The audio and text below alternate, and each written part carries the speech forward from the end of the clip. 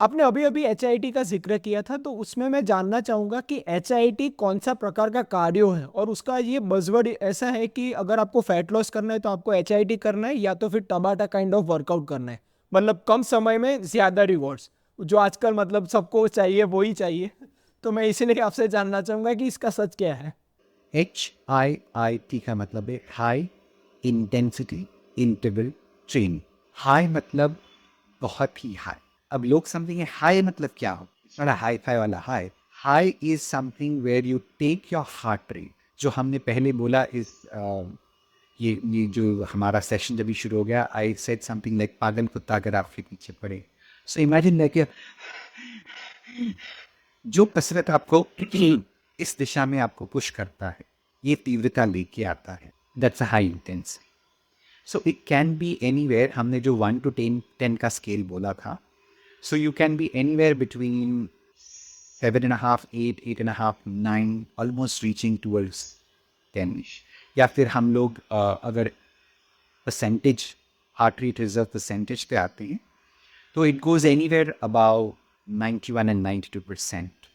Okay, तो ये एक आम आदमी को ऐसे ही उनके एक कसरत के जर्नी में शुरुआत से अगर इसको अगर हाई इंटेंसिटी में कन्वर्ट करना हो, it's very difficult and I wouldn't advise it.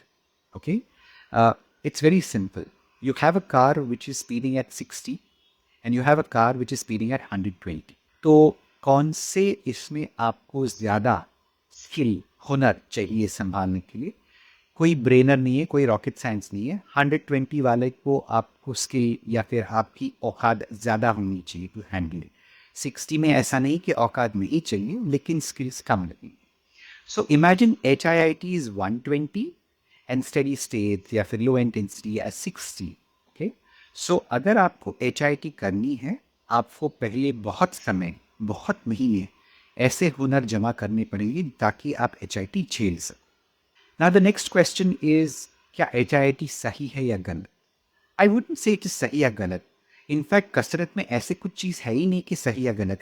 लोगों की समझ सही और गलत है, लेकिन कसरत सही गलत नहीं है, बिकॉज इट्स अ फिजियोलॉजी। और फिजियोलॉजी हमेशा ब्लैक एंड वाइट में नहीं होती। It's always walking from the black to the white, or it's walking from the other way around. There's nothing as complete black and white as an answer. अगर आपको HIIT करनी है तो क्यों करनी है?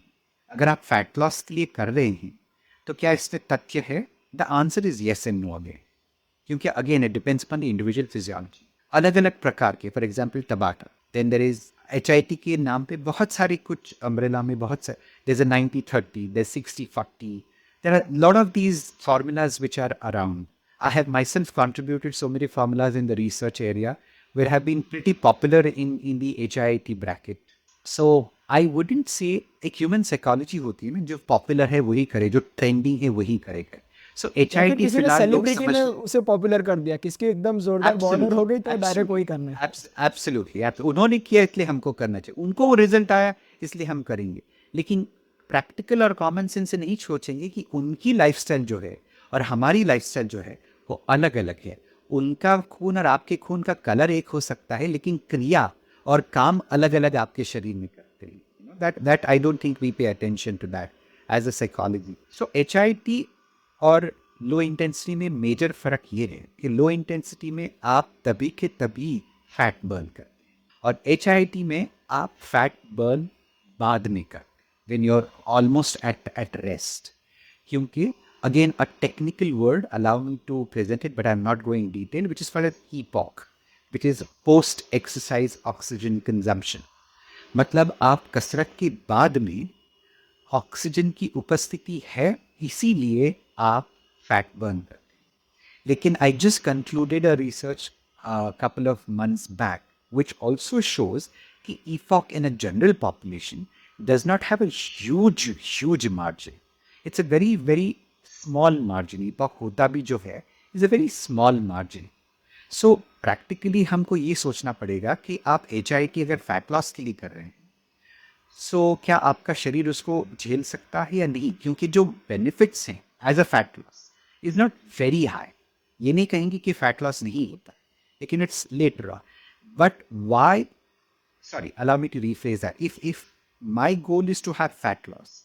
Why subject my body to pain and breakdown to achieve that fat loss when I can have a 60 speeding car and yet achieve a fat loss? So please don't misunderstand. इसको गलत मत लीजिए कि HIT खराब है. HIT खराब नहीं है. और इसका ये भी मतलब नहीं है कि जो गाड़ी 60 पे चल रही है वो बहुत ही बेहतर है. That's not what I'm saying. दोनों अच्छे हैं, दोनों सही हैं, लेकिन एक इंडिविजुअल फिजियोलॉजी कितनी रेडी है इन दोनों में से चुनने के लिए, दैट इज अ मेन. दोस्तों ये वीडियो अगर आपको वैल्यूएबल लगा तो इसे लाइक कर अपने सारे दोस्तों से इसे शेयर कीजिएगा. इस चैनल को सब्सक्राइब तो आप कर ही लेंगे. चलिए मिलते हैं.